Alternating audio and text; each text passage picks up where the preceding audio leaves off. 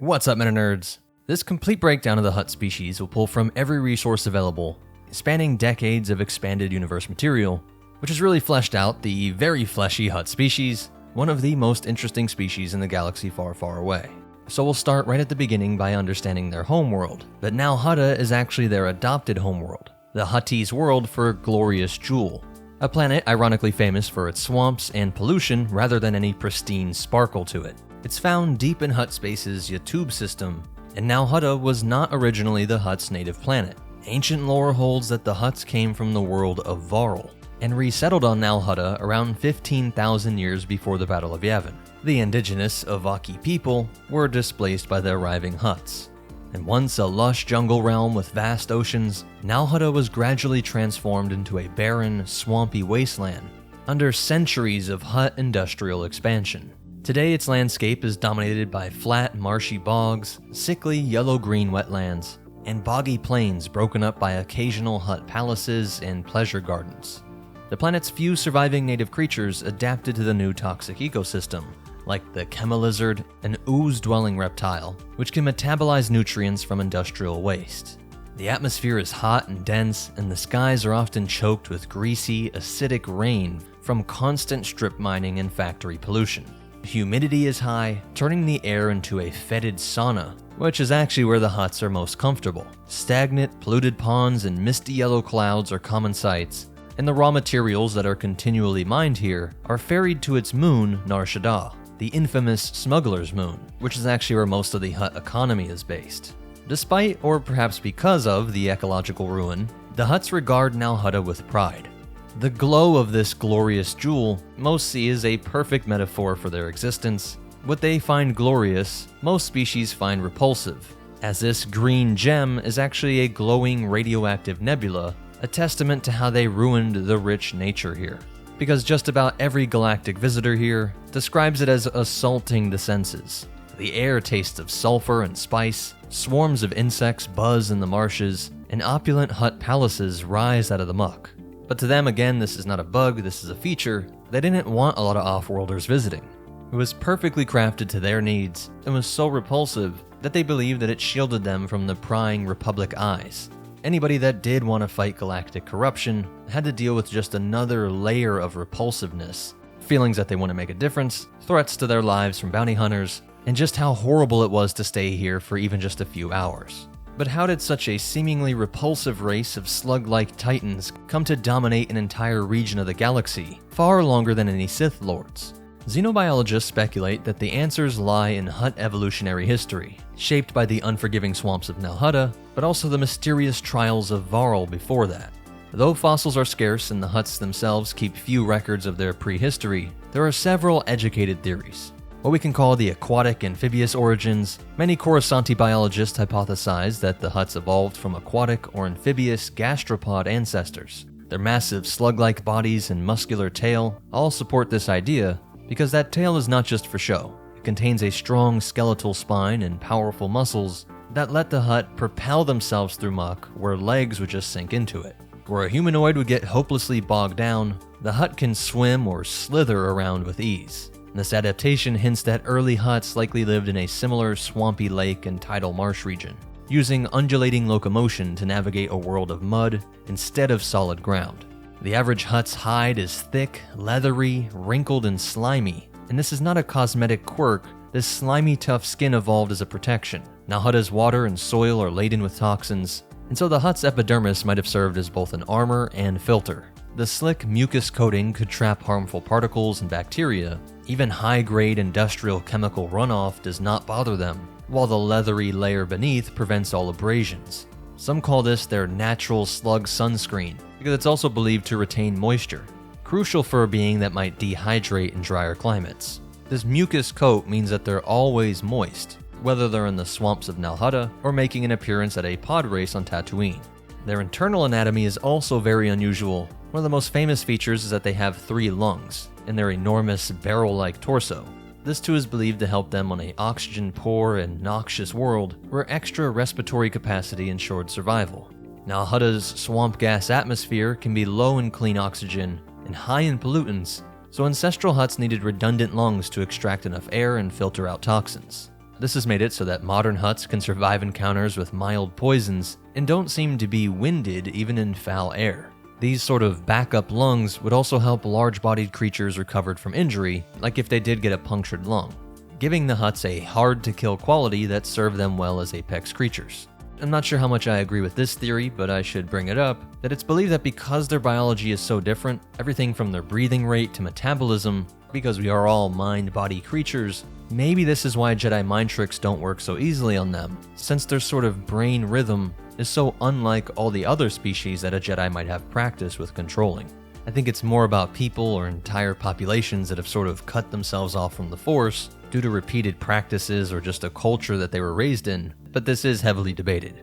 Another more disturbing topic of heavy debate is the aspects of Hutt biology in regards to how they reproduce. Are Hutts male, female, or both? In ancient records and legends across the galaxy, all Hutts were described as hermaphroditic. Each individual carried both male and female reproductive organs and could reproduce asexually if needed, meaning without a partner.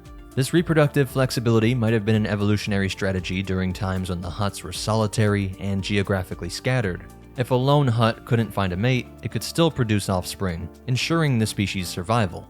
One early xenobiological text says, quote, Hutts could reproduce by themselves or mate with another Hutt, as circumstances required.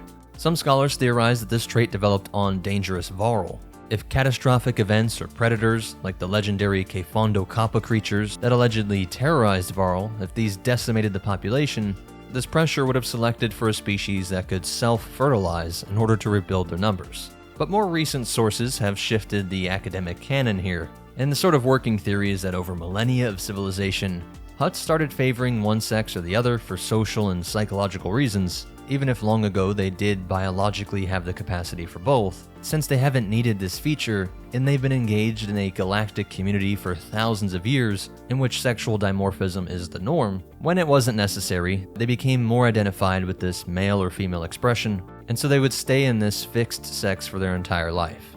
There's every reason to believe that it's still in their genome and could re-emerge with the right pressures, i.e. if the Hutts were ever nearly extinct.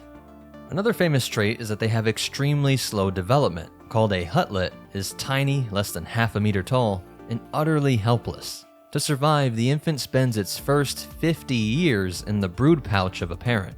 Essentially, adult Hutts act as living incubators, carrying their young in a specialized belly pouch and nursing them for decades. By the time a young Hutt finally emerges into the world, it's already the equivalent of a toddler, but still having the mind of an infant even at 50 years old. This suggests what's called a K-selected strategy, few offspring, and heavily invested parental care that makes sense for a long-lived species in a hazardous environment.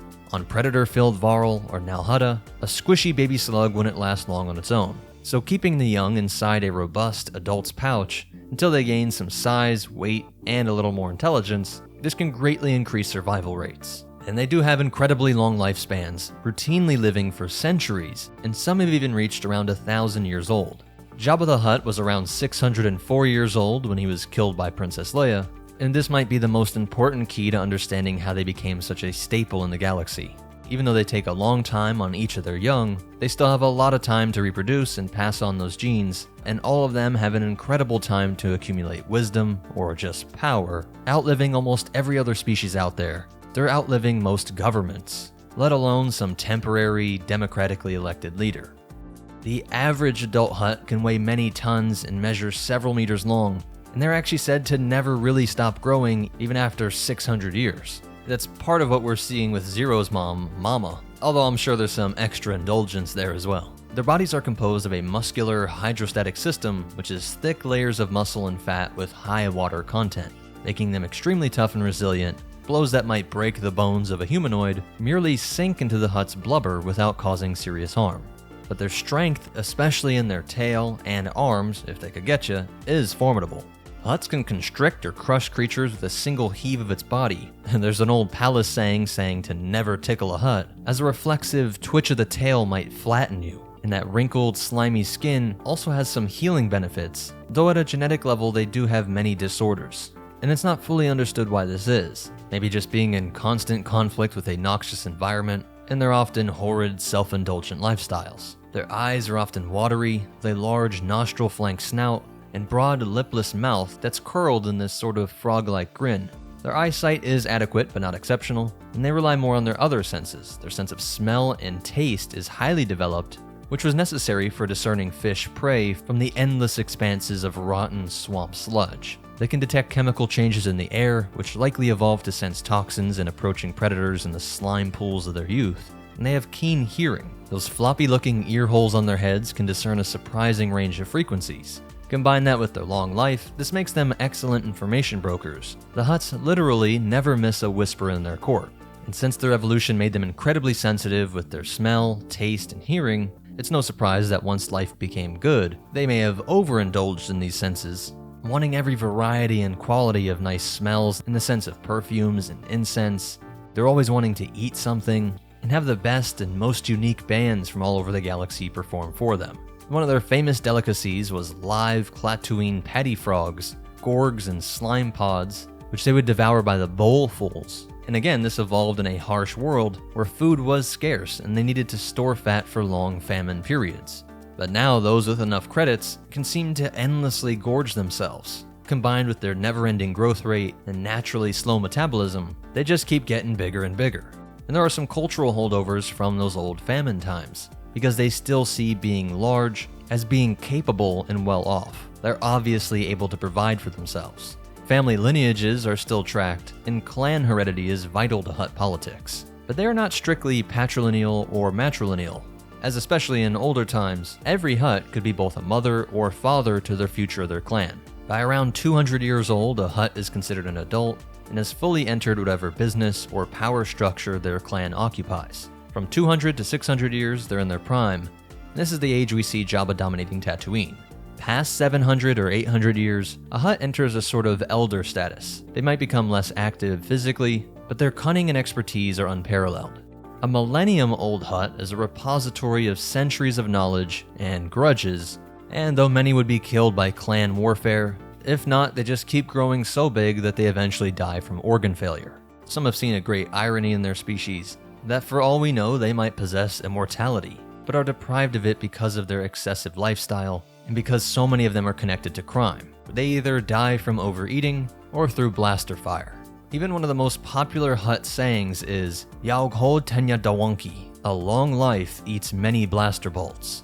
And so everything from their unique biology, being crafted in this intense crucible, to be tough and long-lived, nature made the Hutts to be survivors, and the galaxy has learned that whatever survives, rules. Their culture is as rich and layered as a bowl of gargroch stew, and just as foreign and repulsive to most outsiders. Some even think the term Hutt culture is a bit of an oxymoron, but they really do have a complex society stretching back millennia, with its own values, customs, and even high art. But we should start by understanding the Khajiitics, the Hutt clans.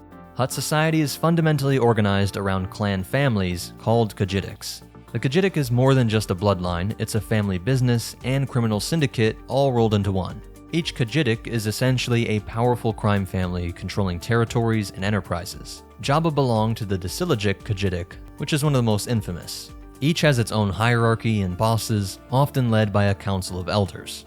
They form the ruling elite of Hutt space and convene in bodies like the Grand Hutt Council, making decisions that affect all Hutts. Allegiance to one's Khajiitic is the paramount loyalty for any Hutt.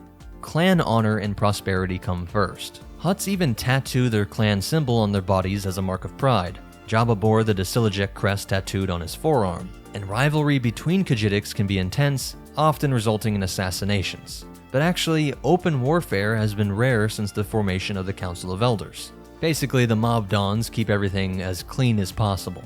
Because long ago, after nearly destroying themselves in clan wars, the Hutts agreed to settle disputes through diplomacy, either backroom deals or economic competition, rather than outright battles. This organized crime truce is believed to be one of the reasons that Hutt space remained stable for so long.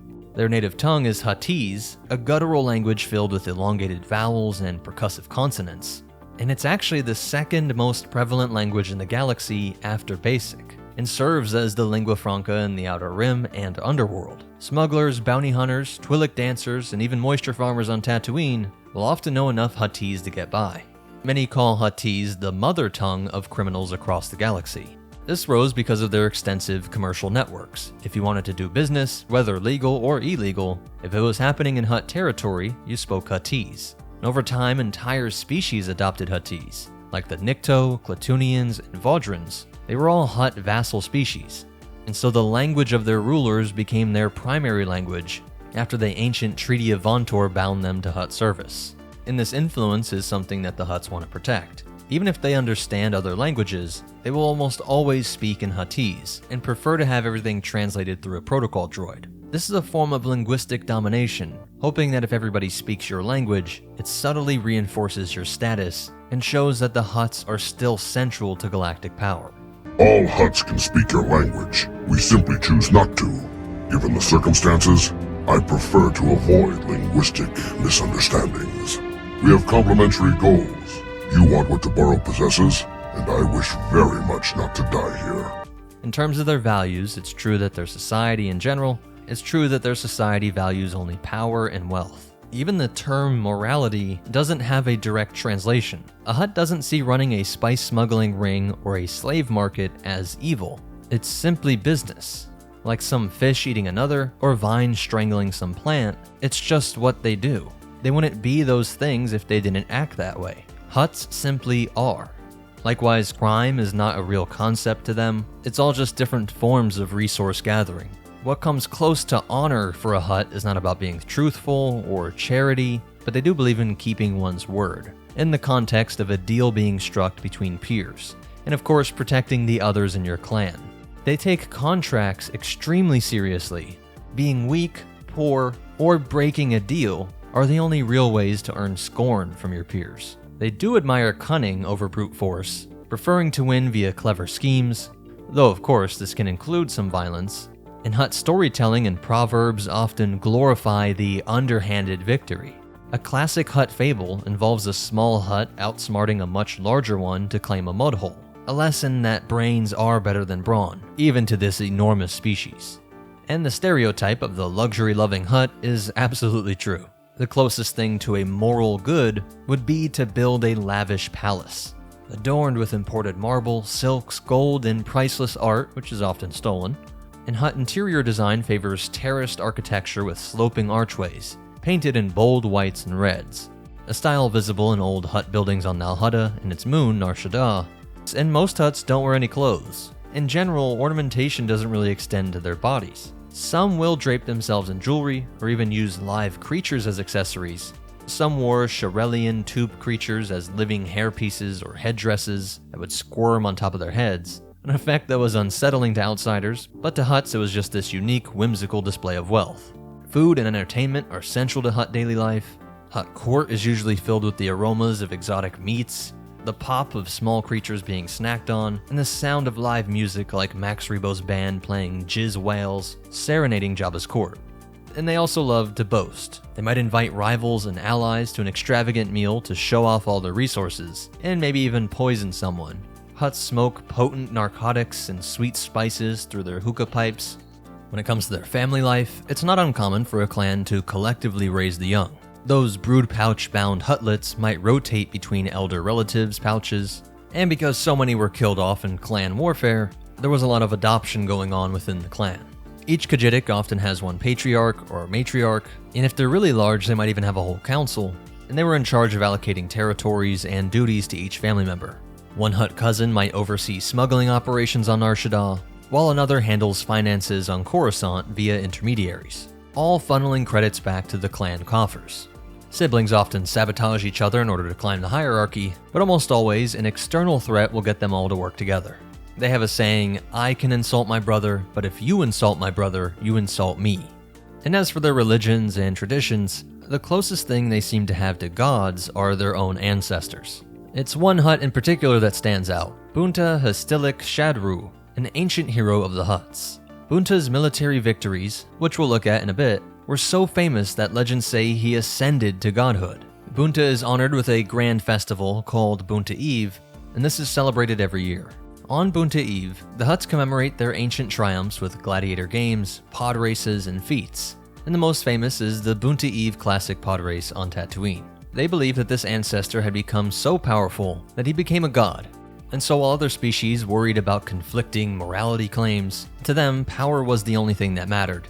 And if you got enough of it, you would be even more powerful than death. So while they don't really have a pantheon of gods, their spirituality, as much as it is, does seem to have a concept of destiny and fortune. They'll casually invoke luck spirits or ancestors watching over deals, and they can evoke Bunta, saying things like, "Bunta smiles on our bargain," seeing it as this ancestor still working on their behalf.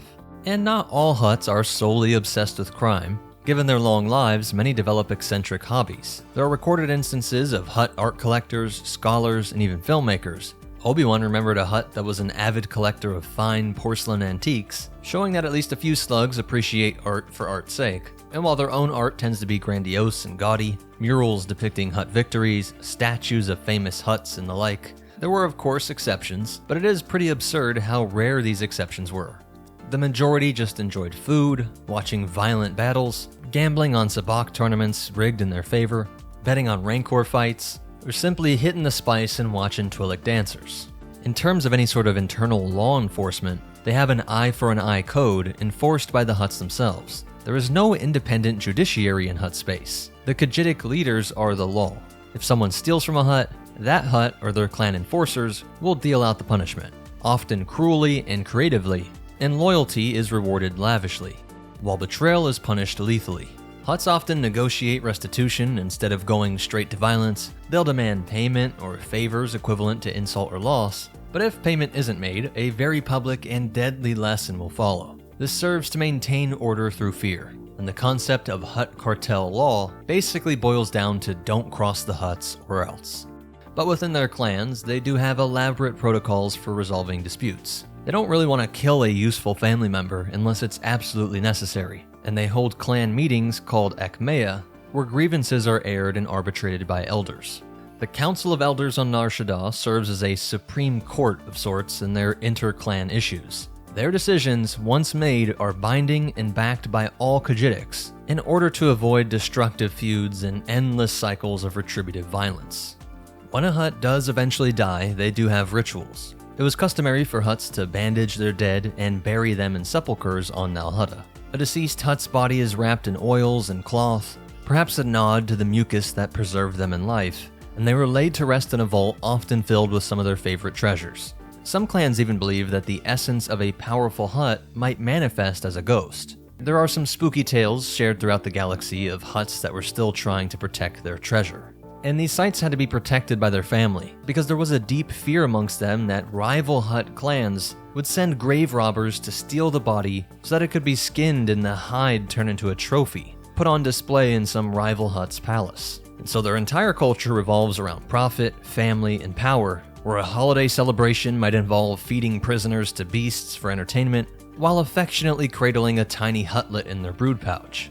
And now we get to their history, which is a recorded history for tens of thousands of years, filled with rise, fall, and resurgence. Few species can claim to have shaped galactic history to the extent the Hutts have, especially without ever formally joining the Galactic Republic or any of the Sith empires. So let's start from the beginning. According to Hutt legends, their species originated on the distant planet Varl. Little is known about Varl, and it's still shrouded in myth, but at the core there is this tale of a paradise that turns into hell. One legend recounts that Varl was once illuminated by two suns, until one destroyed the other in a cosmic catastrophe, plunging Varl into chaos, the so-called Hutt cataclysms.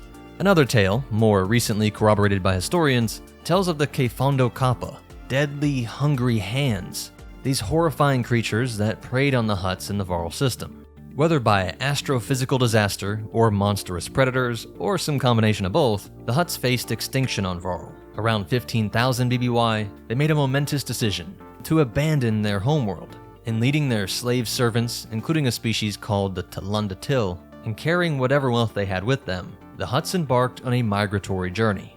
They arrived on the lush world of Evokar, in the Yatub system, home of the Avaki, and through a mix of trickery, trade, and just brute force, they took the planet for themselves. Evokar was renamed Nal Hutta, or Glorious Jewel, and this would forever remain as their homeworld. The displaced native Avaki tragically were relocated to Nal Hutta's moon, Nar Shaddaa, where they fell into deep poverty under Hutt rule, making them a grim footnote typical of Hutt expansion.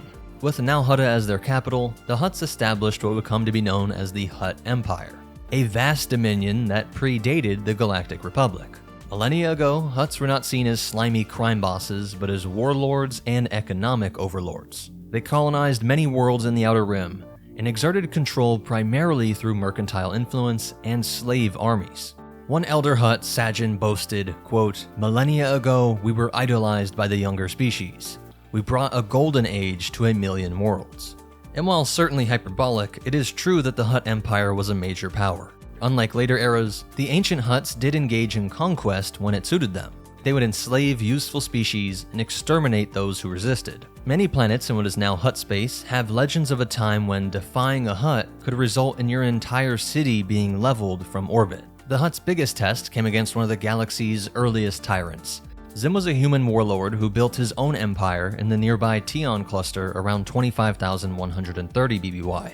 Eventually, Zim's expansionist eye fell on Hutt territories, and a titanic war ensued, known in history as the Zim Wars. The war lasted years and featured legendary battles. The Hutts, under their fierce leader Cossack Nijik Arduv, and brilliant strategist Bunta Hastilik Shadru. They leveraged something that Zim did not expect: alliances with lesser species.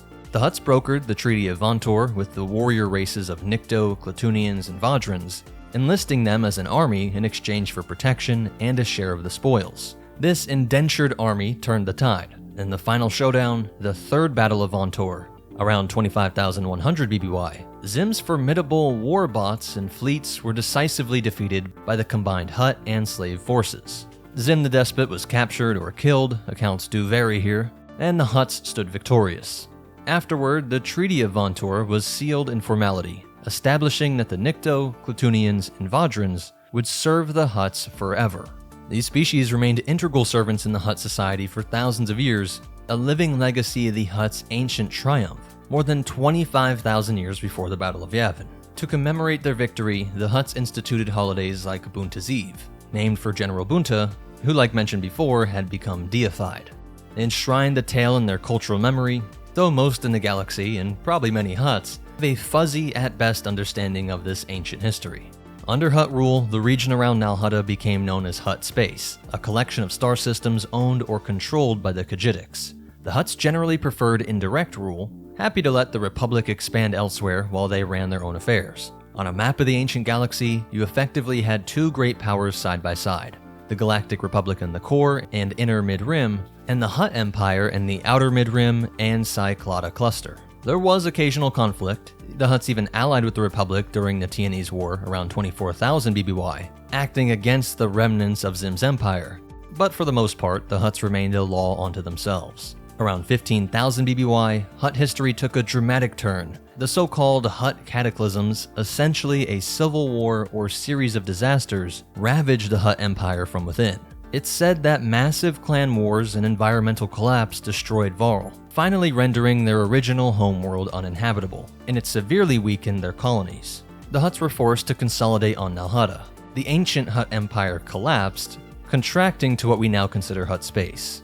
In the aftermath, the surviving Hutt clans, under a visionary leader, Badilla Hastilik Amura, established a new system of governance, a council of elders to mediate disputes and establish the philosophical framework of the Khajiitic system. This was effectively the birth of the Hutt cartels as we know them. The clans turned away from open warfare and embraced a doctrine of controlling the galaxy through commerce, influence, and crime, rather than military campaigns. War in Hutt philosophy was deemed wasteful, when one could get rich and powerful more safely via business. This shift marks the transition from the Hutt Empire to the Hutt Cartel era. So over millennia, the Hutts reinvented themselves as the ultimate crime lords. By the time the Galactic Republic was blossoming, the Hutts were no longer conquering planets with armies. They were buying politicians, running black markets, and turning entire worlds into dens of vice. Hutt space persisted as an autonomous region, and Republic laws held no sway there. If you were a pirate looking for safe harbor, you fled to Hutt territory. And if you were a corporation needing dirty work done off the books, you quietly hired Hutt intermediaries. Over the millennia leading up to the Clone Wars, the Hutt Khajiitics dominated organized crime across the galaxy, controlling spice smuggling routes, slave trading rings, and more, and famously they have a stranglehold on Ryloth, exploiting the Twi'leks and their real spice trade, and kept the Nikto species essentially enslaved as enforcers and foot soldiers. Planets like Tatooine fell under Hutt control, and Nar Shaddaa, the moon of Nal Hutta, became a vertical metropolis teeming with refugees, smugglers, and other enterprises that made Coruscant's underlevels look tame. Nicknamed the Smuggler's Moon, it was effectively the Hutt version of Coruscant. All the galaxy's scum and villainy concentrated in neon-lit urban sprawl, governed by Hutt lords with no concept of morality. Fast forward to the last days of the Republic, and the Hutts maintained the official stance of neutrality during the Clone Wars, but they were a major factor behind the scenes. Both the Galactic Republic and Separatists courted the Hutts because Hutt space contained critical hyperspace routes, invaluable for connecting the Outer Rim to the core. In 22 BBY, the Republic struck a deal with Jabba after Jedi Anakin Skywalker and Ahsoka Tano safely returned Jabba's kidnapped infant son, Rhoda. This secured Hutt favor, or at least Jabba's favor, allowing Republic fleets to use Hutt hyperspace lanes, which would be a significant strategic win. The Grand Hutt Council, the assembly of the biggest Khajiitic leaders, mostly tried to stay out of direct war, preferring to profit from arms dealing and racketeering as the galaxy burned around them. By the time the Galactic Empire arose, the Hutts found a familiar arrangement. Emperor Palpatine largely left Hutt space alone in exchange for tacit cooperation. The Empire recognized that trying to subjugate Nal Hutta was not worth the effort. Better to have crime flourish in a controlled way than to spark even more chaos, when the biggest threat to his throne was the rebels. So while technically outside Imperial law, the Hutt clans continued business as usual, selling weapons, slaves, and contraband, oftentimes to Imperial clients. Hutts like Jabba grew even more powerful in this period, essentially becoming feudal lords in the Outer Rim regions, under this understanding with Imperial authorities, giving up crucial intel that often cut off this pipeline from criminal to rebel. What the rebels were doing was illegal, and so it often brought them into circles that were controlled by the Hutts. And so if any threat became too large, the Hutts were happy to give them up to the Empire. Now there were some outliers. Baldorian the Hutt became a rare Hutt Jedi Knight, serving the Force until falling to the dark side on some distant world. And so although this is our only example, it shows that it was at least technically possible. Another Hutt, Gracchus, was an oddity in that he was extremely muscular and was obsessed with collecting Jedi artifacts. During the Empire's reign, he ran an underground gladiatorial arena on Nar Shaddaa, and even tangled with Luke Skywalker. But these are very, very, very rare exceptions. The main story is almost all of them were somehow connected to the unassailable power of the 5 Hutt families, the core Khajiitics that ran galactic affairs.